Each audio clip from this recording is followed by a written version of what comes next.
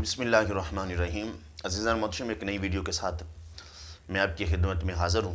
بڑے اہم مسئلے پر بات کرنے جا رہا ہوں۔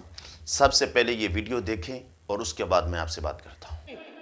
کہیں بھی ذکر جب تیرا، کہیں عطرت، کہیں عصمت، کہیں تطہیر دین لکھا، اسے معلوم تھا اس کو ہر ایک انسان نے چھونا ہے، تبھی تو اس نے قرآن میں کہیں زہرا نہیں لکھا۔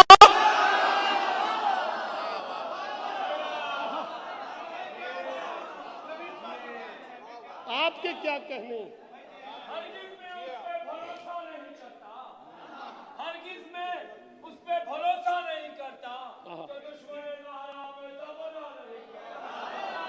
حیدری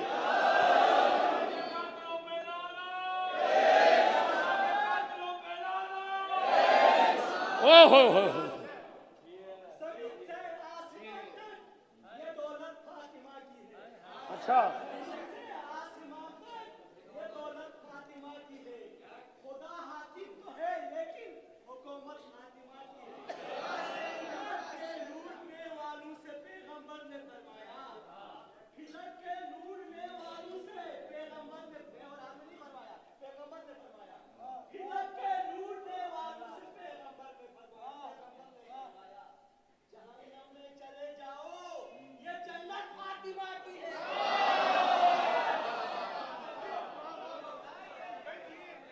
اسی کے نقشے قدم کی مٹی سے ماہ و انجم کو نور بخشا، اسی کے نقشے قدم کی مٹی سے ماہ و انجم کو نور بخشا، اور اسی کے در کے گداگروں نے ہے آدمی کو شعور بخشا۔ اسی کی خاطر تو حق نے صحرا کو جلوائے کوہ طور بخشا، جو اس کا غم لے کے مر گیا ہے خدا نے اس کو ضرور بخشا۔ جو اس کا غم لے کے مر گیا ہے خدا نے اس کو ضرور بخشا، جو اس کا غم لے کے مر گیا ہے خدا نے اس کو ضرور بخشا۔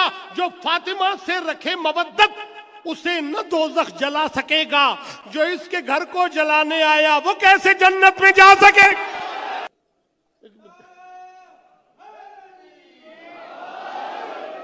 جی مسلمان آخر نہیں، 4 بیٹیاں ہیں جی محمد کی، چلو جی دنیا چ رہنا ہے 4 ہی مان لو، کیوں نہ مان لو، تھوڑی مہربانی 4 دے جی، ساڈے بیس نہیں 1000 بنا، سانو صرف او بنت رسول وخا جیڑی رحمت للعالمین واسطے رحمت بن کے آئی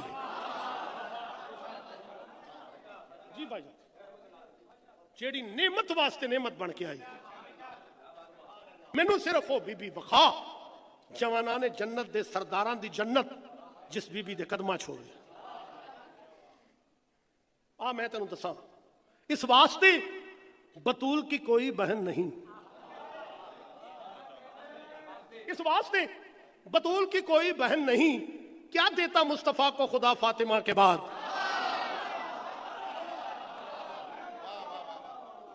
اللہ آپ کو سلام۔ جناب سیدہ جی میں پھر کرتا ہوں، ایک قطعہ تو میں سنانے لگا، اس کے بعد پھر پڑھا۔ بی بی دربار میں کیوں آئیں؟ بی مخدومہ آئیں، بہروں کی پنچایت میں قرآن سنانے آئی تھی۔ اب آپ نہیں سمجھیں میں کہاں جا کے پڑھوں؟ بہروں کی پنچایت میں قرآن سنانے آئی تھی، ان پڑھ کو پیغمبر کی تحریر دکھانے آئی تھی۔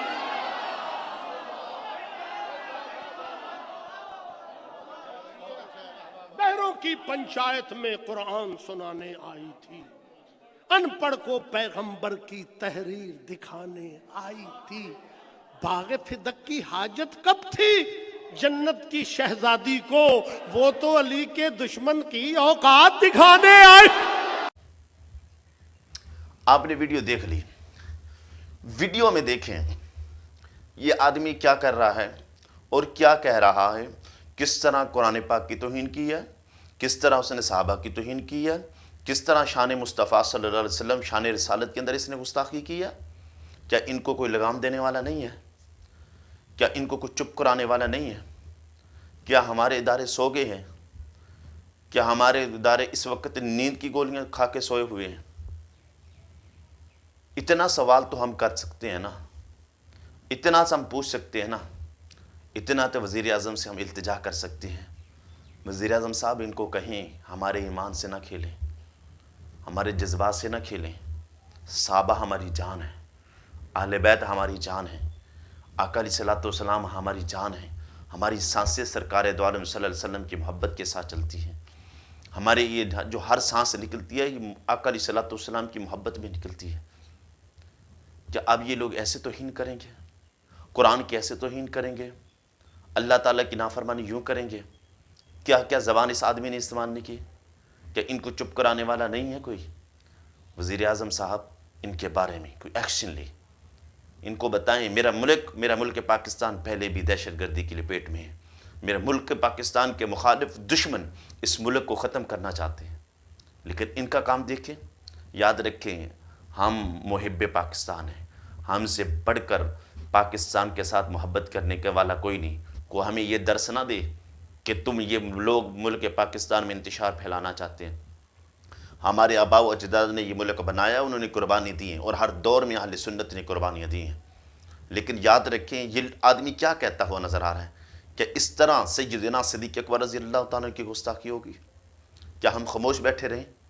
جب بھی کوئی نکلتا ہے، مجھے یہ سمجھ نہیں آئی جب تحریک لبیک پاکستان نکلی تھی اس بات کے لیے کہ گستاخ نبی کی جو شان میں توہین ہوئی تھی سرکار دو عالم صلی اللہ علیہ وسلم کی، فرانس نے کی تھی، اس وقت نکلی تو لاٹھی چارج بھی کیا، اپنے لوگوں پر کیا، اپنے لوگوں کو زخمی بھی کیا، اپنے لوگوں کو مارا بھی صحیح۔ اس وقت یہ کہا جا رہا تھا کہ یہ جماعت جو سنیوں کی یہ جماعت تحریک لبیک ہے یہ انتشار پھیلاتی ہے۔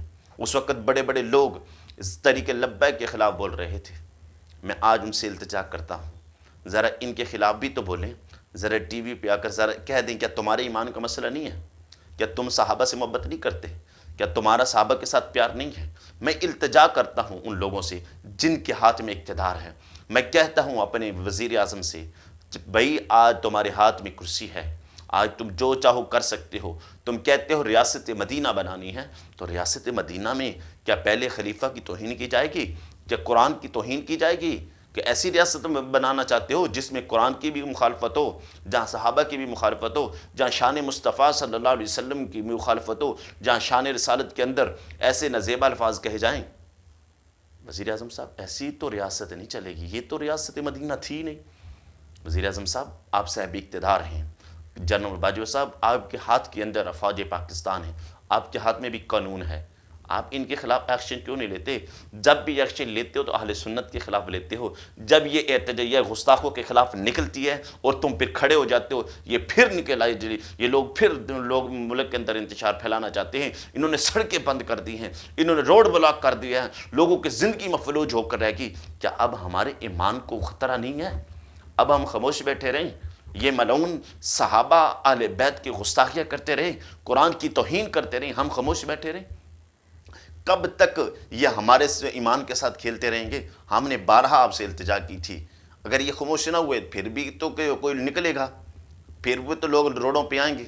کیا لوگ اپنے ایمان سے کھیلنے دیں گے تم لوگوں کو؟ کیا لوگ اپنے جذبات سے کھیلنے دیں گے؟ ہماری سانسیں سیدنا صدیق اکبر رضی اللہ تعالیٰ کی محبت میں تڑپتی ہیں، وہ صدیق جو آج تک اسلام جس صدیق کا قرض نہیں ادا کر سکا۔ صدیق اکبر رضی اللہ تعالیٰ کی شان میں کس طرح وہ گستاخی کی جا رہی ہے، کس طرح نازیب الفاظ بولے جا رہے ہیں، قرآن کی کس طرح بے ادبی کی جا رہی ہے، آپ ویڈیو میں ملاحظہ کر چکے ہیں۔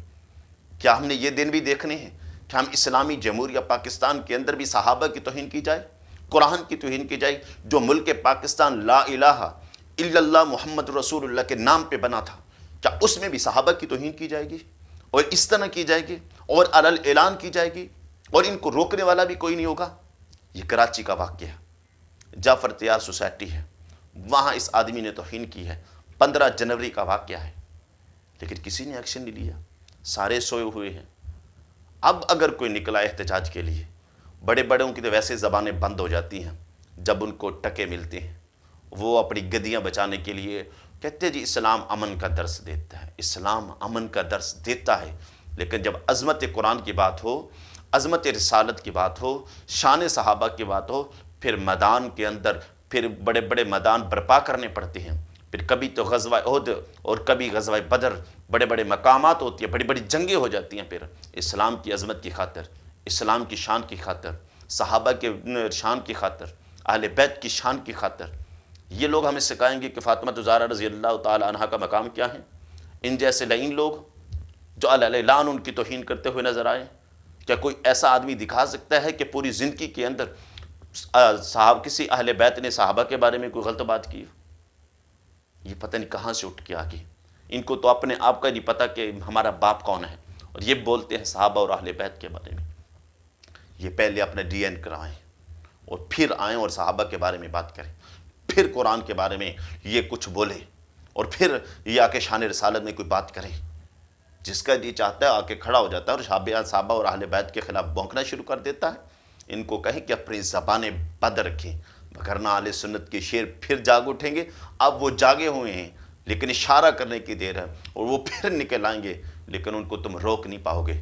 وہ ہر وقت شان رسالت، شان صحابہ، شان اہل بیت پر جانے نشاور کرنے کے لیے تیار ہیں۔ تم ہوتے کون ہو صحابہ کے شان میں گستاخی کرنے والے؟ تم ہوتے کون ہو شان رسالت میں گستاخی کرنے والے؟ تم ہوتے کون ہو قرآن کی مخالفت کرنے والے؟ آج اپنی زبانیں بند رکھو، وگرنہ ایسے شیر اس میں موجود ہیں، ایسے ایماندار لوگ موجود ہیں جو آج بھی دل و جان سے صحابہ اور اہل بیت کے ساتھ محبت کرتے ہیں، جو آج دل و جان سے قرآن کا احترام کرتے ہیں۔ تم چند ٹکوں کی خاطر صحابہ اور اہل بیت کی توہین کرتے ہو؟ تمہیں شرم نہیں آتی؟ تم لوگوں کے ایمان سے کھیلتے ہو، جذبات سے کھیلتے ہو، تم لوگوں کے ایمانوں سے کھیلنے کی کوشش کرتے ہو۔ تم نے کیا سمجھا ہے کہ جیسے منہ میں آئے کرتے رہیں، کوئی ان کو روکنے والا نہیں؟ مفتی منیم الرحمن صاحب، آپ نے ان سے ہاتھ ملایا تھا، ہم آپ کا بڑا احترام کرتے ہیں، ذرا ان سے کہہ دیجئے نا اپنی زبانیں بند رکھیں۔ صحابہ، اہل بیت، قرآن، شان رسالت کے اندر اگر انہوں نے اب دوبارہ گستاخی کی